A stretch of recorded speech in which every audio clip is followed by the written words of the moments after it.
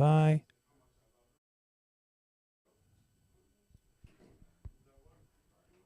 The following program is a real estate and mortgage show and does not necessarily reflect the views and opinions of Reality Radio 101, its advertisers and sponsors, or its listening audience. Listener discretion is advised.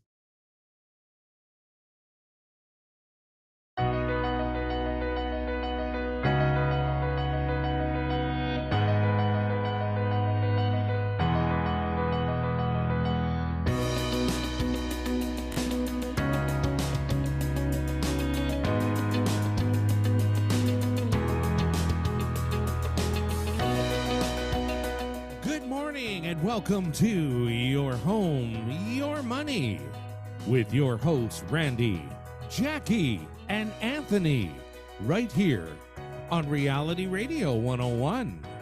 To get on board right now, send us an email. Our email address is onair@yourteam.pro.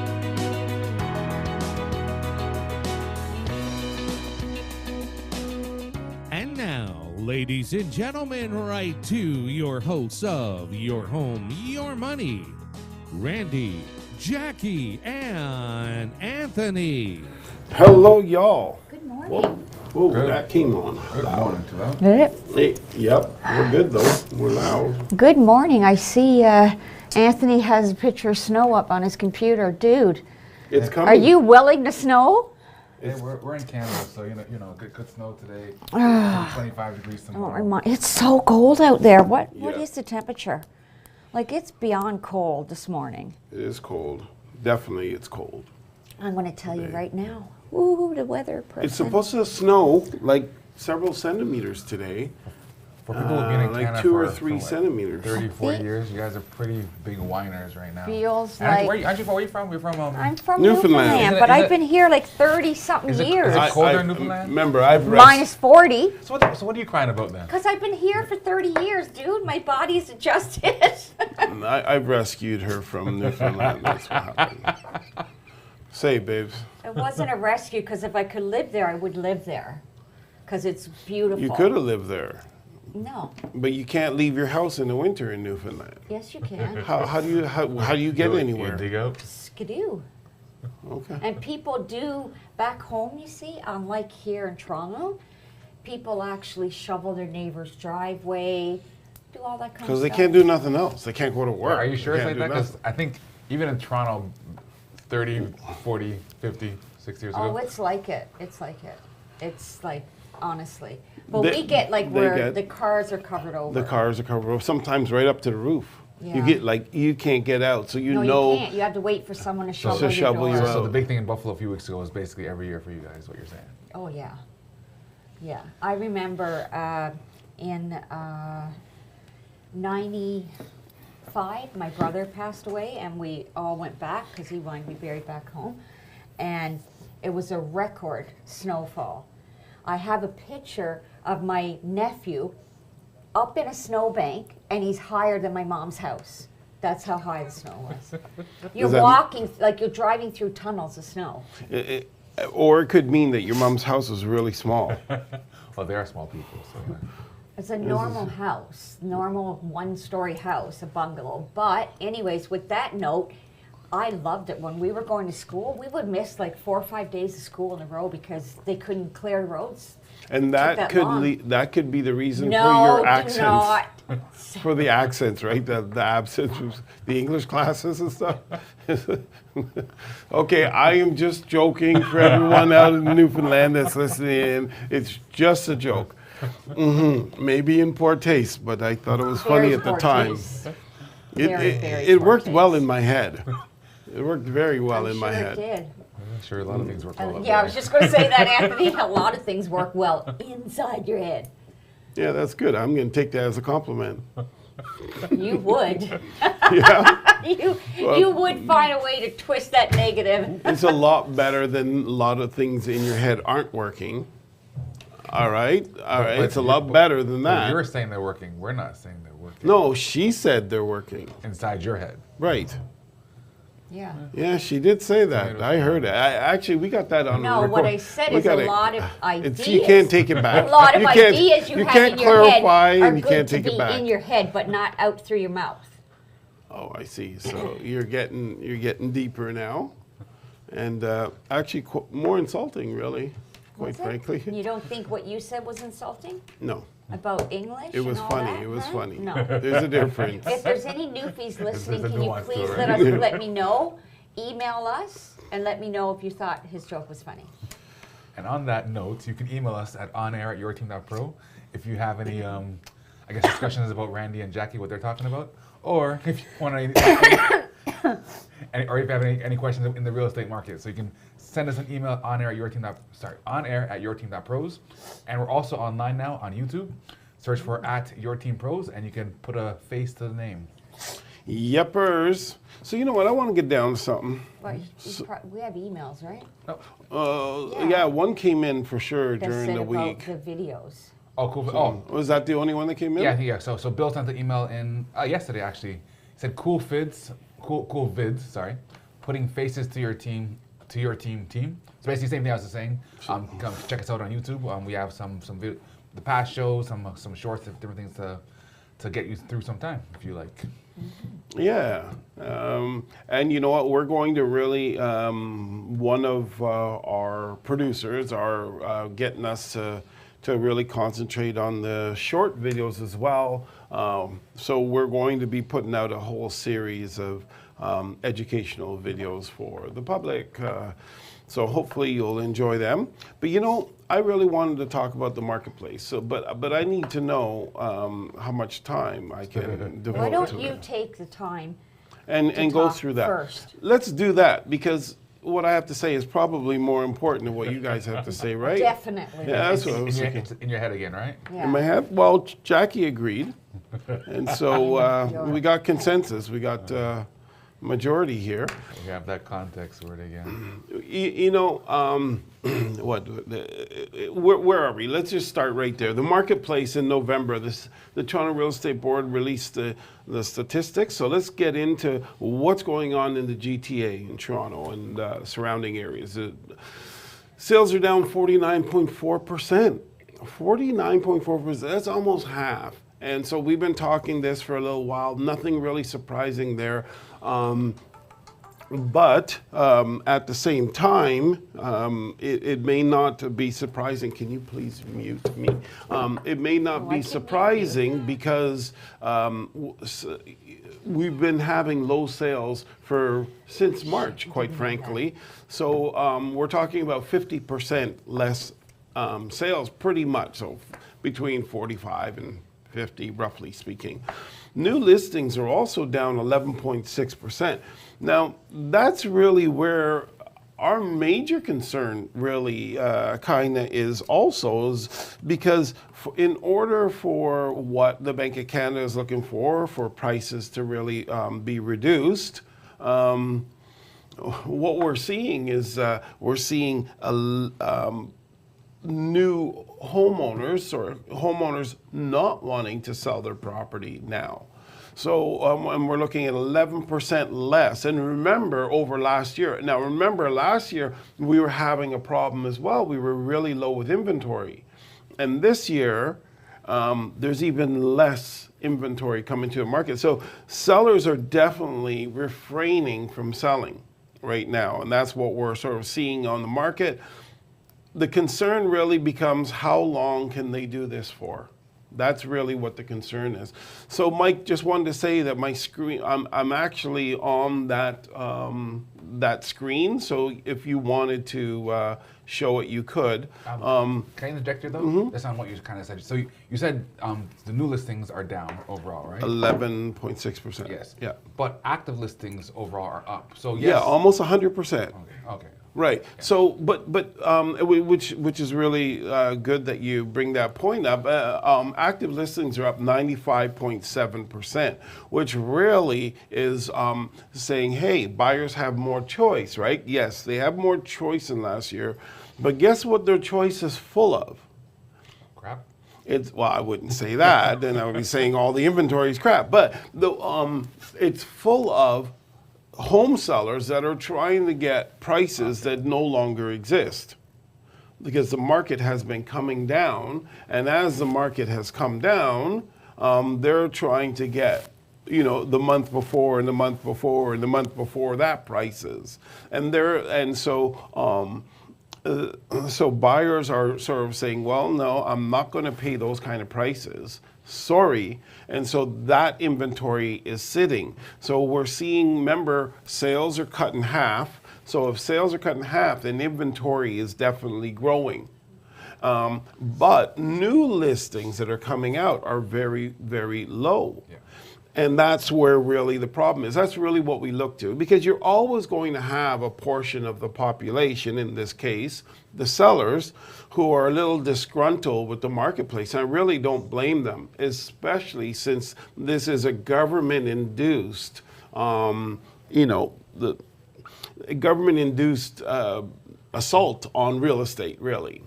By bringing interest rates up so rapidly that the buyers really can't really afford a home. The prices may be coming down, but the affordability is getting worse.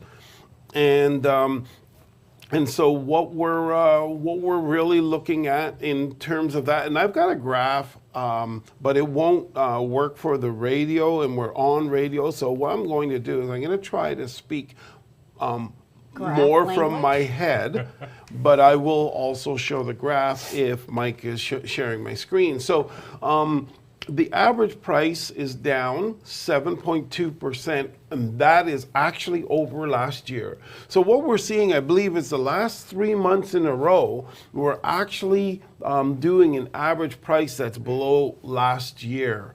Now, one of the things to keep in mind with that is that I believe by the end of the year, we will still have an average price that is over last year. So through history, this will be a very,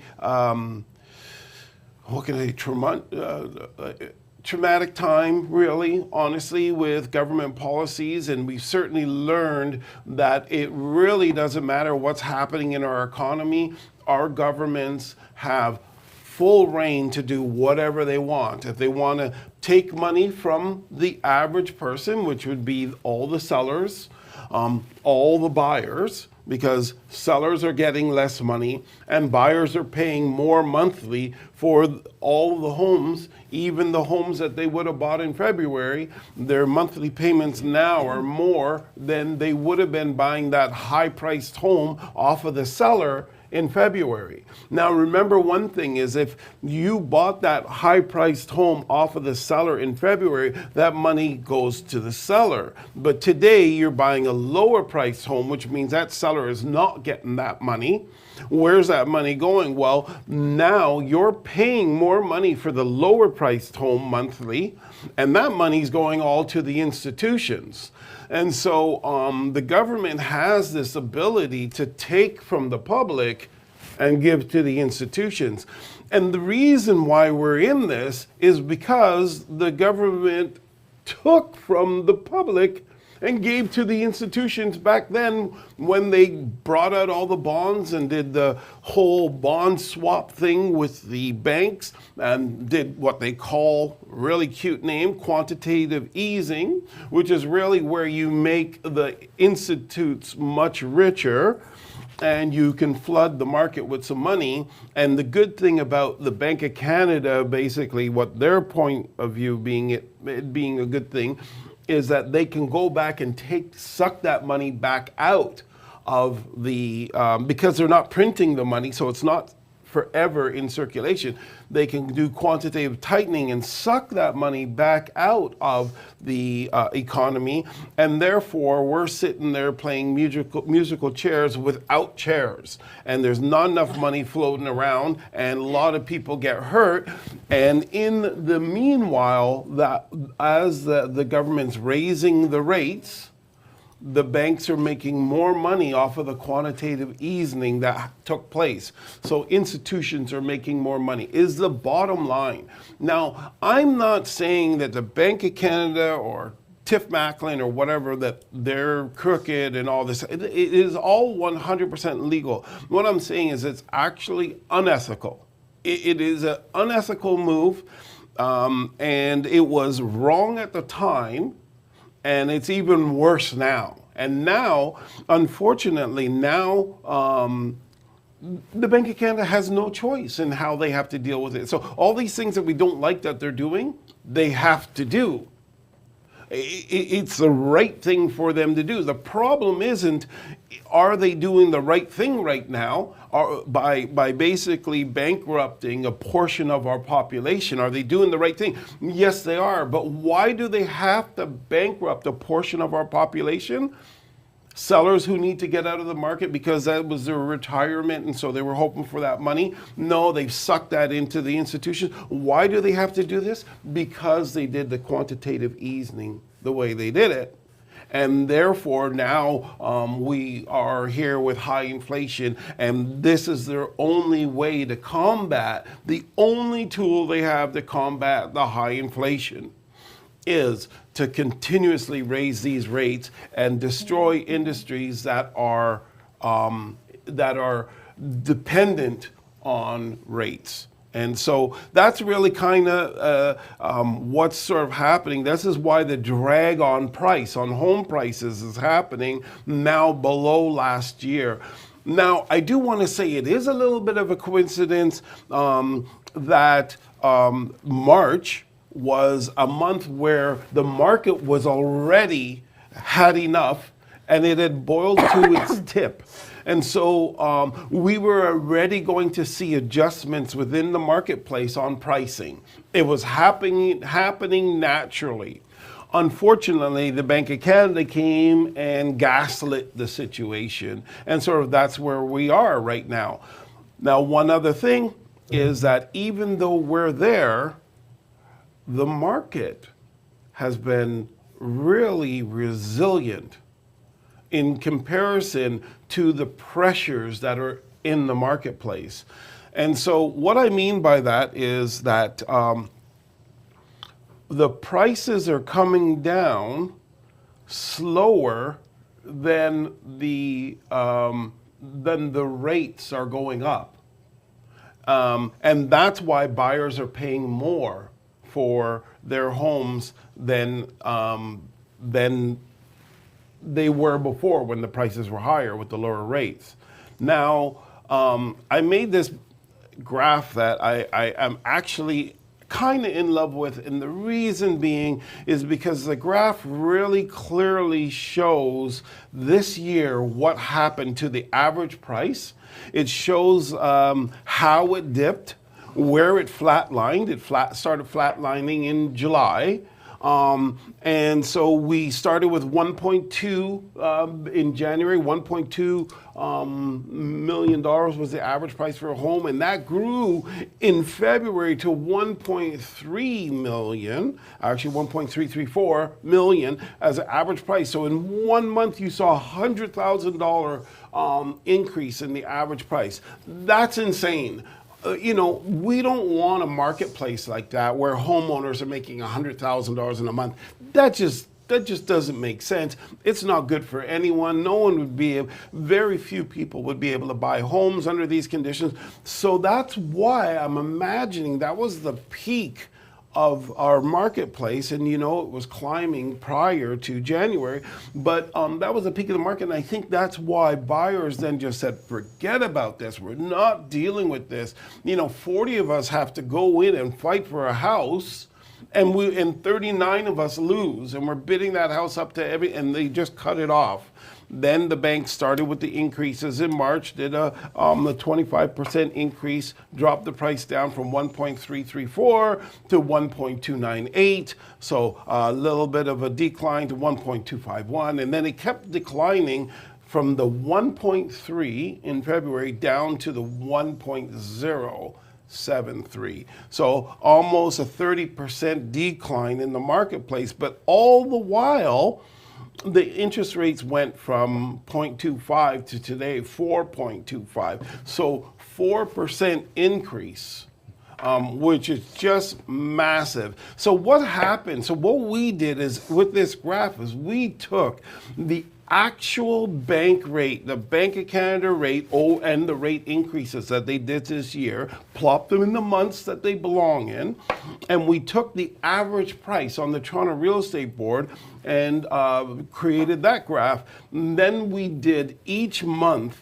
we did what the mortgage would be if it was a 100% mortgage. So we have to do something theoretical here. We did 100% on the value of the home, just so we could find out what is the difference. Because everybody puts a different amount down. You know, some people are putting 5% down, some people are putting 25% down, 50%, 100% down. So we had to pick a scenario. So the scenario was, you know what, let's find out with the price of each month, what the average price was with the interest rate that the Bank of Canada had, so we can see what the effect, the dollar effect was for buyers using that Bank of Canada rate. And so theoretically, you can't get that Bank of Canada rate. That's only available to the banks. However, it does allow us to see what was going on. And back in January, when you had to pay 1.25 almost for a house at a quarter of a point, your mortgage would have been, if you could have got 100% mortgage, and we know you couldn't, but it's a sample, $4,272. But in November now, with a 3.75% rate, and an average price of only $1,079,000, so 1.079, your mortgage payment would be $5,533. So you are saving yourself almost $300,000 on the purchase price, but it's costing you $1,300 more to afford that. That's insane. That's why I love this graph, because it really helps you to see that dysfunction in the marketplace. Now, this dysfunction is not only relative to this graph. This is the part that I really want to touch on here. This dysfunction where you have prices drop $300,000, almost $300,000, and you have to pay $1,300 more. And so this graph is gone in a direction that makes no sense. But that's not the only thing that doesn't make sense here. Now we are just learning this stuff, and we don't want to learn this, but unfortunately, the Bank of Canada has forced us to try to figure out what the heck is going on here. You know, could our kids go through a situation like this and lose their fortunes because of the way the Bank of Canada handles the economy? Yeah. They could. So we got to turn around and try to figure this stuff out and help our kids to say, whoa, whoa, whoa, be careful out there. You got to be really, really conservative, because when you think times are good, the bank could come in and totally change those times with policies and move the money from the people to institutions. And it's such a strange thing. So there's this inverted yield curve that we did some research on before, remember, and we still couldn't quite understand it. But really what it is, this is from a layman here, I'm not an economist or anything, but it's really the short-term bond, how much it's worth, versus the long-term bond and how much it's worth. And so when these graph gets inverted, so the long-term bond is not worth as much as the short-term bond. So long-term money is not good. It's lower than short-term money. What happens is, it turns out that when this happens, when it inverts, that it is a 100% indicator of a recession coming, because your long-term money has less value than your today money. And so Boom, recession. So this is what that inverted yield curve is. Someone had written into us a while ago. We couldn't answer it. Now we're starting to figure it out. So supposedly the last 8 recessions, you can go and you'll see prior to that an inverted yield curve, 100% telling you what's going to happen in the future. Now, why is that important? Well, it's important because it's telling us, just like this graph, that everything is out of whack. In this graph, you buy a house for $300,000 less and you're paying $1,300 more for it. That's out of whack. And then and then you look at the inverted yield curve. It's out of whack. Long-term money is worth less than short-term money. That means that the long-term vision is not as good as the short-term, and that means there's hard times coming. And so that's the next thing that doesn't make sense. And then to put it all together, the Bank of Canada, for the first time in history, is losing money. Hey, that means that the Bank of Canada, they lost $522 million last quarter. Never before have they ever lost money. Who has to pay that? Taxpayers. So the Bank of Canada has, in essence, gone bankrupt. And they know that for the next period, of however period of time, that they are going to be losing hundreds of millions of dollars per quarter, every quarter. So they're in essence bankrupt. But because we are the ones, the people, who turn around and give them their money back so that they can survive another year, they turn around. Why are they losing this money? Because they're giving it to the institutions. We're getting hit both ways here. It's a really sad state of affairs, and that's why we're seeing the marketplace go the way it's going. Now, I know there's some emails there because I seen you guys smirking, but I just want to touch on a couple more things to round this off. What you were saying. Okay. So is it even possible that this is a whole plan thing? Jack, I have how no dumb the idea. Bank of Canada is and all that, they're but- not dumb. Yeah. Many central banks did this same maneuver. It's a new maneuver, this quantitative easing, and now we know what it does. Seems pretty good in their favor. It is really good. You know what? Because it doesn't matter to them, because if they lose money, it doesn't matter. Oh, we just got to pay more, and that's that. And they still, if we do that to our businesses, we're out. We're gone. We've lost our money, and it's done. But if they do that, well, we just got to pay more in taxes. So it really is kind of unfair. However, it is what it is. I don't know if it was a planned thing. I think it was an experiment that they did. And the fact that many central banks followed suit says something. I think that's called groupthink. Really, but I know that at the time, the general public was sort of enjoying the fact that there was a lot of money in the economy, but the general public didn't know that it was a shell game, and there was all kinds of seats. You could sit anywhere. You could sit in the park. You could sit in the swimming pool, and now all the seats are gone. And so there's nowhere, if you're playing musical chairs, there's nowhere to sit anymore. And so, yeah, that's kind of a sad state of affairs. You remember one thing, we talked last week, I think I showed you guys an article where the Bank of Australia's central banker apologized to the people because he knows that maneuver he did totally ripped off his... I shouldn't say that. Hurt the citizens, but the rest of the central bankers, it's just a game. It don't mean nothing, and that's why I was so upset with his comment about the $18 million in bonuses he gave out doesn't affect inflation, but if you get a $200 raise, that does affect of inflation.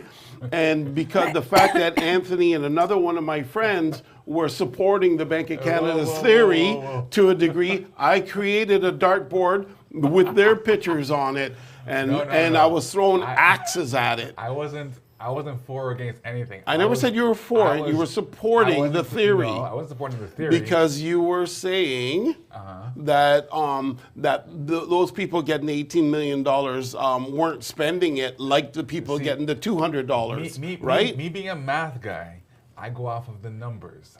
So you're more emotional. You're more like talking about what's good or bad, which is fine. If we want to have a conversation about good versus bad, that's a different conversation. I was talking about the numbers. I hear you. Off of the numbers, what are you saying? Sure, it's true. With numbers don't lie. Like you can use numbers and whatever. But like if you're gonna talk about is it right or wrong? Sure, I'm on the same page with you. But in terms of what will happen given the situation, then it's like, I'm sorry, but like if you give people who make 30 grand or less $200, they're spending that $200 because they're already below $500. Like their account's already negative $500. Like they go to the bank, there's like, please do I have money in here.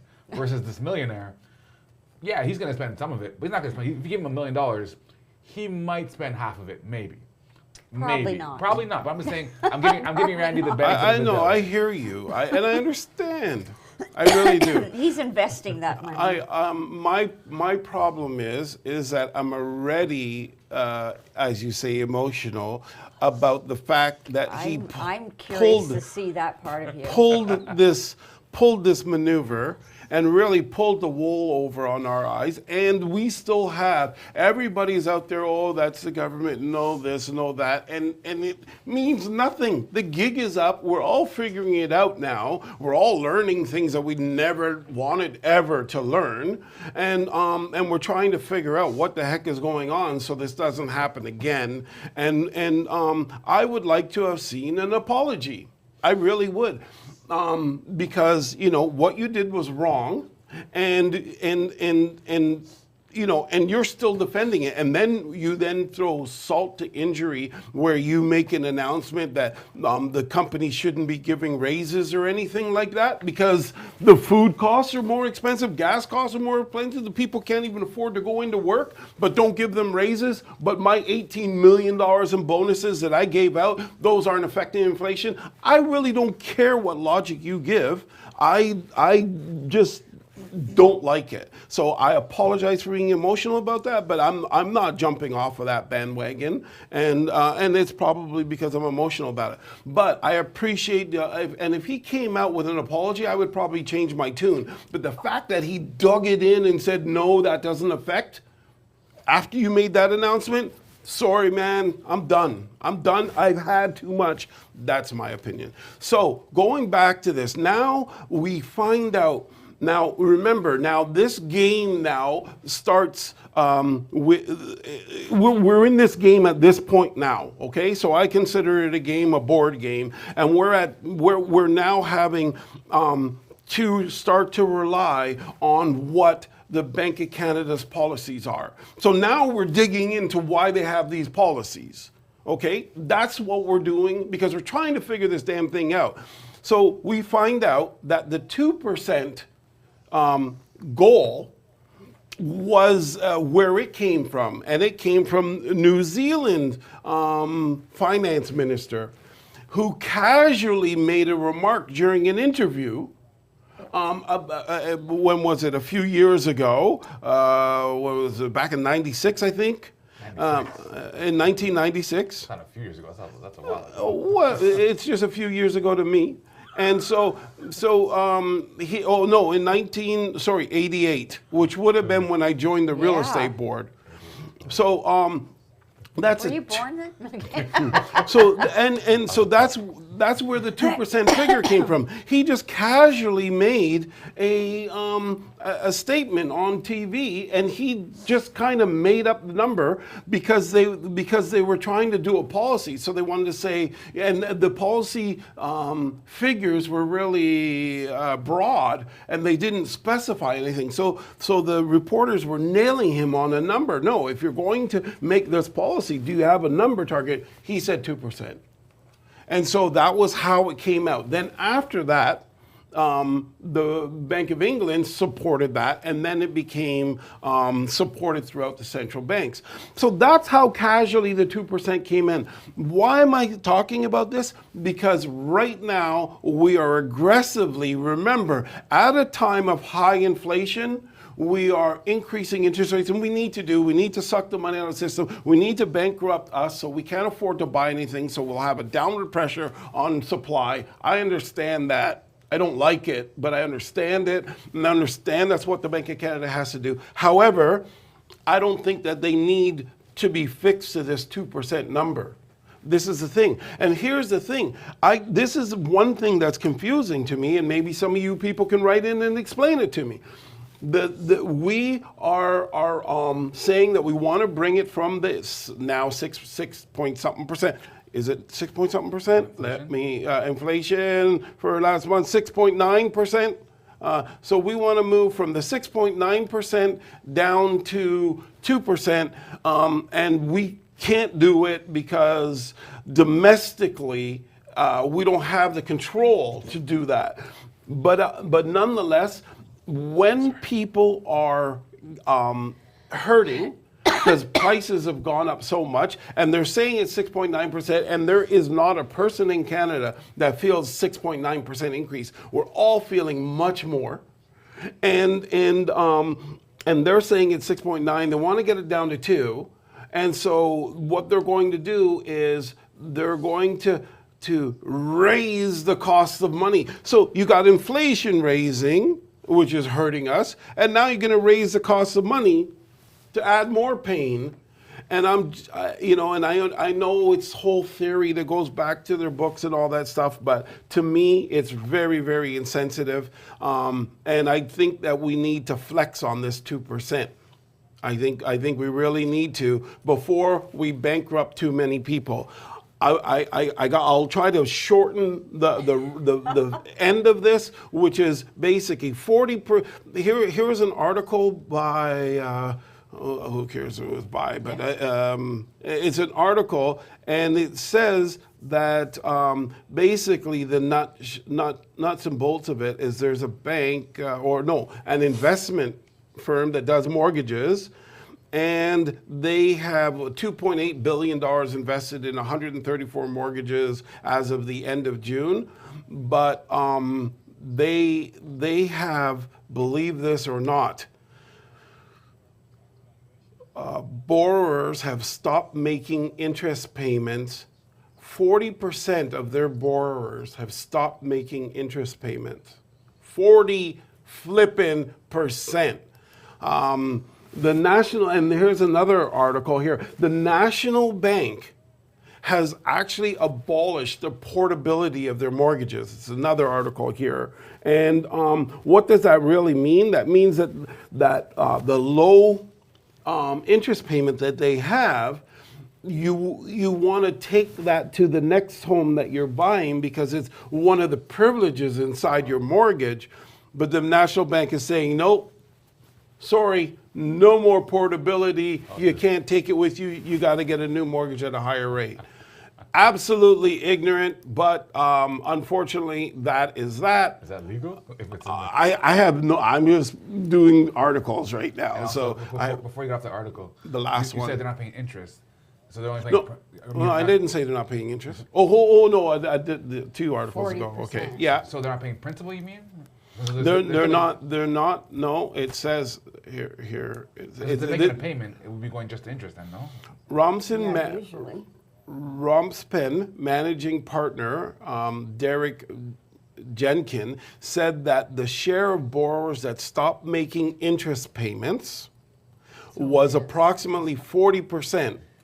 So much bigger than theirs. So stop making payments then. Yeah. Mortgage payments. They just kind of saying because your payment is basically all interest. Yeah, mostly, but yeah.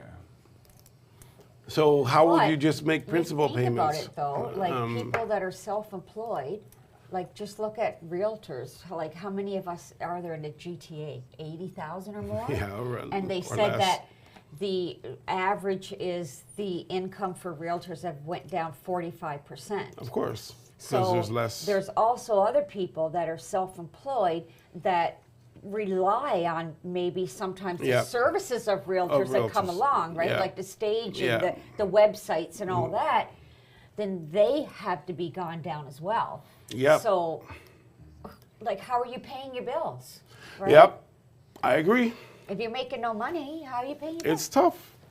So the last one that I have, what is this one? Oh, shoot, here. Canadian banks are attempting to ease the burden on homeowners who can't keep up with the rapid rise in interest rates by extending mortgage amortizations in some cases. So we did sort of touch on this last week a little bit. Basically, one of the things to keep in mind here is that if you're on a variable mortgage or your mortgages come due and your interest rates are going to be absolutely insane, you can work on reducing that increasing the amortization so you can reduce your payment. But it does mean, the side effect of that means that you're not going to pay off your home anywhere near as quickly as you would before, but at least you get to keep your home. So the banks are having, I believe it was one of 3 remedies that they can work on. CMHC is also on board to allowing the banks to change the contracts to help people stay in their homes as long as they meet the guideline of no more than 105% of the value of the property that they purchased. And so a lot of people don't know this, but when you get into a mortgage, and if you were only putting 5% down, CMHC charges 4% for the privilege of you being able to put 5% down. So you really only have 1% equity in that home. And what they're saying now is you can go up to 105% on that. So you've got only 6% move. So I have a feeling a lot of people are going to get wiped out anyways because they're not going to be able to stay within that. They're also, CMHC is saying that if the parties are, sorry, I almost lost my train of thought there. So if the parties are able to keep their amortization in around 40 years, they will approve that as well. Whereas before, 30 years was not allowed unless special circumstances and stuff like that. But right now, they're being flexible and allowing to go as high as 40. And so it's going to be interesting to see the people who are over 40%, how the heck that plays out for them. And yeah, that's my story, and I'm sticking to it. Well, thanks for keeping it short. Appreciate that. Yeah. Yeah, it was pretty short, wasn't it? Yeah. Oh, for you, actually, that was, that was good for pretty him. short. All right, so we had like 45 emails in the time Randy was speaking. The first one's from Helga from when we first started the show. We're talking about the snow squalls that Jack used to get at home. So this is from Helga. She says, "Hey, your team, when I was a kid." And it's an image of what I'm assuming is her house basically fully covered in snow. And her there with one little shovel. So thank you, Helga. Thank you, We Helga. have another one which was paid by Randy himself. Oh, you got a Yeah. new crest. A crest made for Randy. Oh, wow. Take a look there. Whoa, that's a good one. I don't know if the cameras can catch that. Yeah, that's definitely a good crest. We're going to have to You put would that like that. on the That's cape. your style. All right, one from Francis. It just needs a lion on there, though. Shouldn't it? You and that lion. One from Francis asking about the interest rates. Hi, Randy. What's the interest rate now here in the GTA? Thank you. So it's 5%. 5 is it 4 1/4? Yeah. Well, I think 4 1/4. the- That would be the prime awesome. I think 4.99 is one of the best ones you can Oh, get okay, right now. you mean the actual mortgage rate? You mean? Yeah. Okay. So.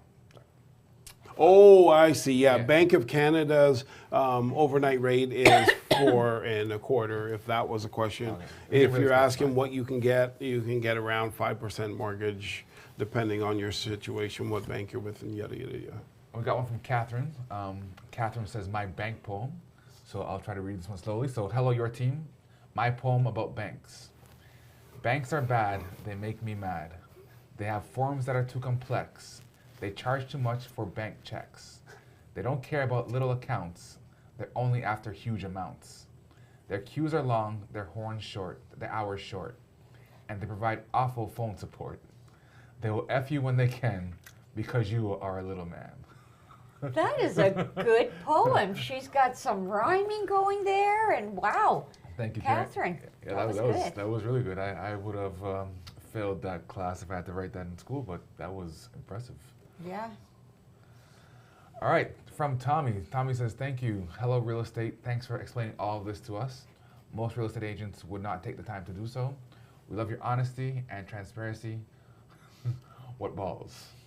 That's us. Except me. All right, one from Carl. Thanks to Randy for the truth. Thank you, Carl. And finally, we got one from Gail. Gail says, hello, Randy and staff. Because of what the government and the banks are doing to all of us, here is my Christmas stocking this year. Oh, Jesus, a stocking with coal in it. Yeah, there might be a lot of coal. But he's got 3 lots of coal, Yeah, there you better go. than 1. No, really, because you got to get rid of that. Oh, like It's dirty. You can use it to get some heat in your home if you can't afford that. Can you convert it? How do you convert it into heat? Oh, I'm Yeah, thinking of the stuff used for barbecue was not the same. You know, what you're thinking of is an electric heater. No, I'm thinking That's how you can heat your home, not yeah, with coal. Yeah, you'll die inside. Yeah, that's true. Well, at least you won't feel anything. All right, so that is all we have for the email. So thank you everybody who wrote in. Sorry for taking so long to get back to you. Awesome. Well, I have more I can go through. We know. And you know, I definitely have. Yeah, but I'll let you guys do your thing. Anthony, go. Well, for me, I just have kind of like a continuation of stuff I've been talking about with renting properties where if you're going to rent, you want to just make sure you know what you're doing because, again, and I don't mean to like scare people off who are thinking about buying to rent because it is, again, if you can get someone to pay off your home and pay off your mortgage, it can be a very good investment, but you want to make sure you know what you're doing. You want to make sure you vet the people who are in your home. And even if you do vet, you can still have issues, but again, you want to take as many proper steps as you can so that you can avoid these issues that some people unfortunately do have. And again, I am kind of highlighting some of these things that do happen, and it's definitely not the norm. You have, I think, as for the most part, people want somewhere to live. They're gonna pay for their place, and they're gonna hopefully treat your place decently.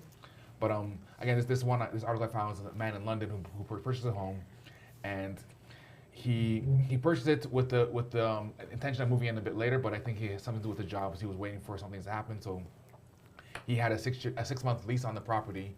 After 6 months, he was still kind of in between the positions, so they agreed to go on a month-by-month basis. And I think everything was fine at first, but I guess I'm not sure what happened with the tenant, and he eventually stopped paying, and he's now owes them $15,000 in back rent. And he won't leave the property, even though he signed the N11 saying that he was going to leave the property on a certain date. And again, once someone's in there, getting them out, even if they say they're going to leave, is still a process, right? You can't just, unfortunately, just can't kick them out. You have to go through the Landlord and Tenancy Act, or Tenancy Board, sorry. Even if they say he has to leave, you still got to get a sheriff, and you have to pay for the sheriff. You have to wait for the sheriff.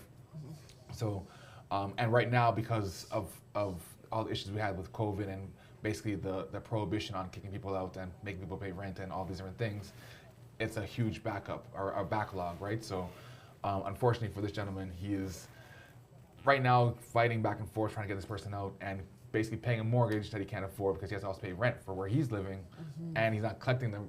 It's just a mess on all ends. So again, I'll basically just take your time if you're well, right now it's kind of crazy times anyways all around the board, but if you do have the wherewithal to purchase a place to rent it out, just make sure you do your due diligence and do what you got to do to make sure that this it's kind of a shame, and I probably shouldn't say this, but I'm going to put it out there because that's what I was thinking when you were doing that.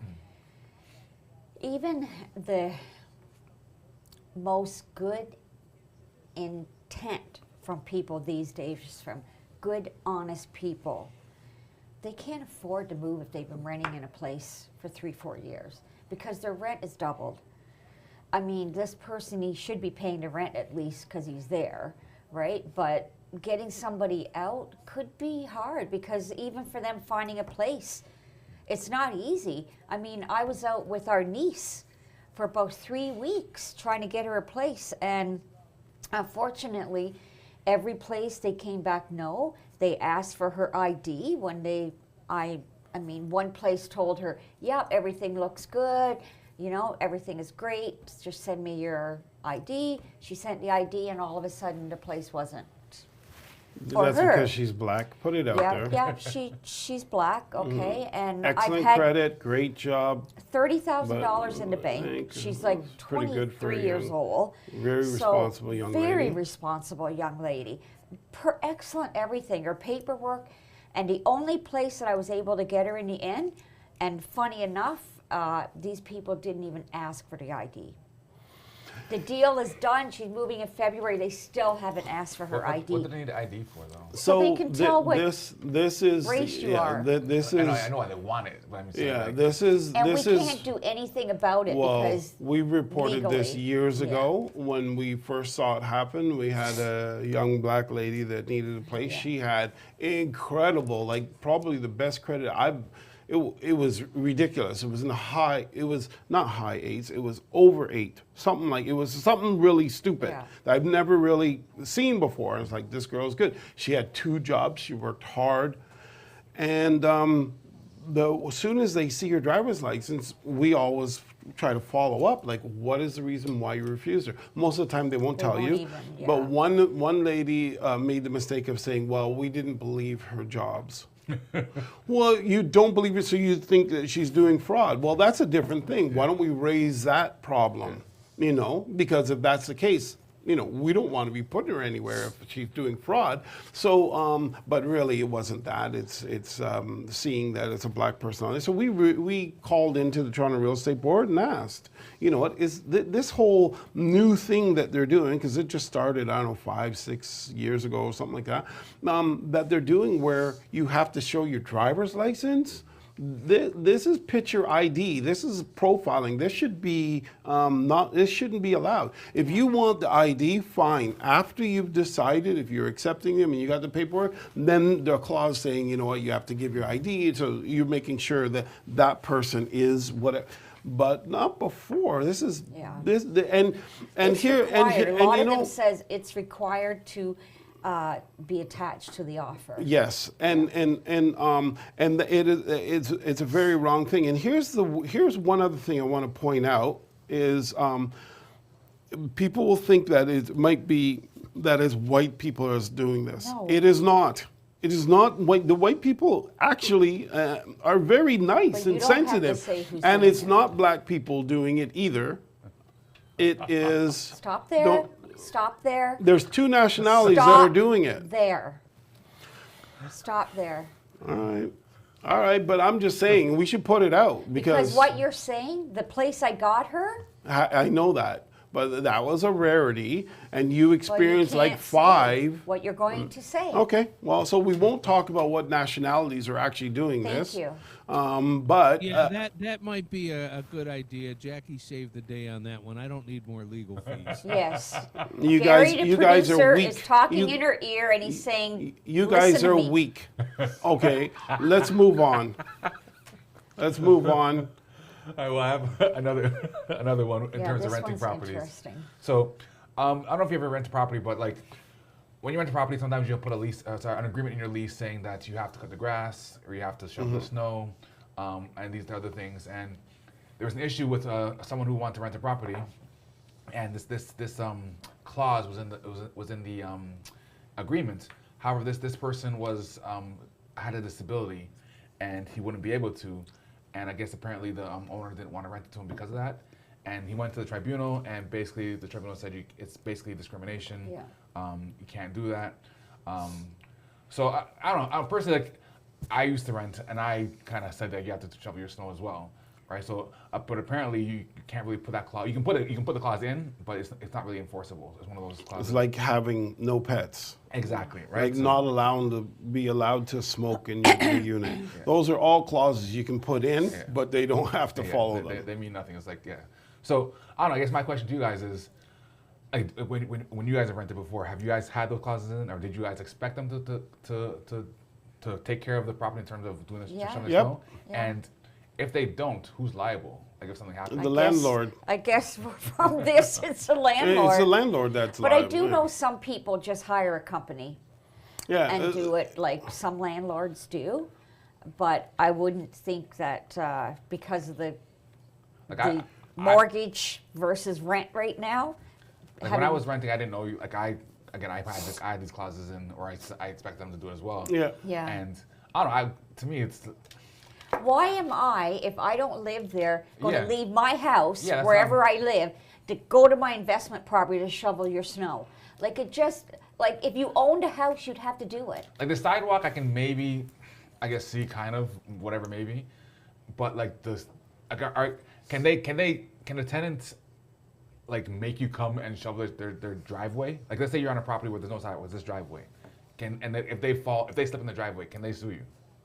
I'm not sure. You'd have to ask your home insurance company I that. do believe that, like, say you don't do your sidewalk, and Well, the somebody gets municipality- injured. Yeah, the Could. sidewalk I know, but my thing is though, I rent my property. It's one of the houses with no sidewalk. It's just you have the driveway Yeah. and you have the walkway from the front door. If they leave the house and they slip and fall on the property, like in the driveway, let's Yeah, say, that's a good can they sue the question. landlord? Who's liable? Yeah. I don't see why not, but I don't really know. I really Yeah, honestly. I never Call really thought Shapiro of that. and Shapiro. Yeah, If we you have to slipped look and that up, fall on your Anthony. property, call us today at 1-800-SLIP-AND-FALL. We don't care why you fell, but if you fell, just call me. We have a case. On your own property. So yeah, that's really a tough one. I Okay, think that they 6 probably. minutes. I Let me think, do my little, I think they probably would have a Sudoku. case. I really do. You think the tenant should have a case? No, Like would have a case. Oh, okay, would. Yeah. Not should. Yeah, Like, that's ridiculous. So it is what it is. I got 4 minutes to go. Don't be a Randy. Get it done. Oh yeah, I'll get her done. So has everybody, I don't know, people that live in the GTA, you know, every year the Eaton Center puts up this gorgeous tree in the Eaton Center. Well, this year they've opted out of it, and where the tree normally is, they're going to have local little bands or whatever, apparently music playing, coming in like that.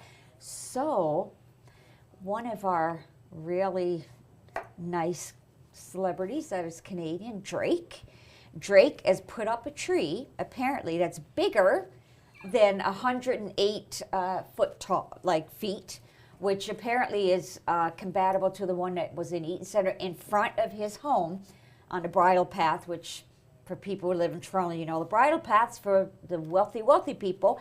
So if you still want to see a tree and you want to know where Drake lives, go look for the big tree out on the bridle path, and you can know where Drake lives. That's my first little thing there. But Drake's pretty good. Like, he's given back to quite a few people and helps people out and stuff like that. I wish I was his daughter or something. I don't know. But anyways, Is he? That would make him like 300 years old. Go ahead. Sorry. well, I was going to say the other thing, but then I thought, oops. Yeah, you gotta be careful My with that. next You could one- get people jealous. Yeah, you're already jealous of The Rock. I'm not jealous of him. One day I will get to meet The Rock. I guarantee you. Anyways, the next one is, I'm sure a lot of people have heard about the new building that's going up at 1 Bloor Street West in downtown Toronto. It's an 85-story building, residential building, and the penthouse is right now up for sale, and it is up for sale for $25.45 million. I mean, the photos of what it's going to look like is just absolutely nuts. It's 8,200 square feet. No, sorry, that's the garden terrace. I'm sorry. That's the this one. Sorry, 8,758 square feet. Why can't I get that out? So, anyways, I know somebody just won the big lotto, and he said that now he can afford to buy a house. So, if you want to buy this amazing condo with amazing views, call me. 21 sounds like a steal of a deal. Yeah, but apparently I mean, if you look at the photos of what the building's going to look like, it's supposed to be phenomenal. And the amenities in it, it's luxury, right? So, yeah. Very cool. Did I make it, Anthony? Look at that. 8:59. Yeah. We got to go, but I do want to do a shout-out. Shout-outs to Clarington, Oshawa, and Uxbridge, who all had a really, really strong November. They were able to maintain prices or actually have a slight increase in the average price in Clarington, Oshawa, and Uxbridge. So they had a great month, so I did want to do that shout-out. And close us out, Anthony. She's 12 o'clock. All right, ladies and gents, thanks for coming along for the ride again with us. If you have any questions, concerns, quandaries, feel free to send us an email at onair@yourteam.pro. We would love to hear from you. And we hope to see you next week. And as always, it's been your home, your money, and our lives on realityradio101.com. Bye for now. Bye for now. Great weekend. Stay warm. Thank you for listening to Your Home, Your Money with your hosts, Randy, Jackie, and Anthony, right here on Reality Radio 101.